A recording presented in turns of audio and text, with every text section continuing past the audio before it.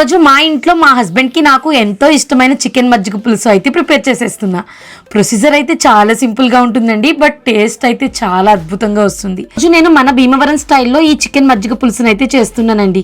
ఇది చేయడానికి ఆనియన్స్ కొంచెం రోస్ట్ అయిన తర్వాత దాంట్లో ఫ్రెష్గా క్లీన్ చేసిన చికెన్ యాడ్ చేసేసి టేస్ట్కి తగ్గట్టుగా ఉప్పు ఇంకా పసుపు యాడ్ చేసుకున్న తర్వాత ఇందులో కారం యూస్ చేయకుండా కారం ప్లేస్లో అయితే యాడ్ చేయాలండి. ఈ గ్రీన్ చిల్లీ పేస్ట్లోనే కొంచెం జింజర్ అండ్ గార్లిక్ పేస్ట్ కూడా నేను యాడ్ చేసేసాను. కొంచెం ధనియాల పౌడర్ వేసేసి అది గట్టిగా మంచిగా రోస్ట్ అయిపోయేదాకా చికెన్ బాగా కుక్ అయ్యేదాకా అయితే ఫ్రై చేసేసుకోవాలి. ఫ్రై అయిన తర్వాత కర్డ్లో అసలు ముక్కలు లేకుండా చూసుకుంటూ కొంచెం సాల్ట్ యాడ్ చేసి మిక్స్ చేసిన తర్వాత దీంట్లో యాడ్ చేసేయడమే.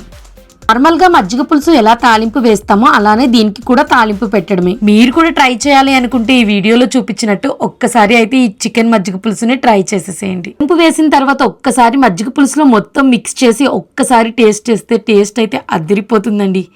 ఇది నిజంగా రైస్తో తింటే కనుక ఆ టేస్ట్ అయితే మాటల్లో అస్సలు చెప్పలేం.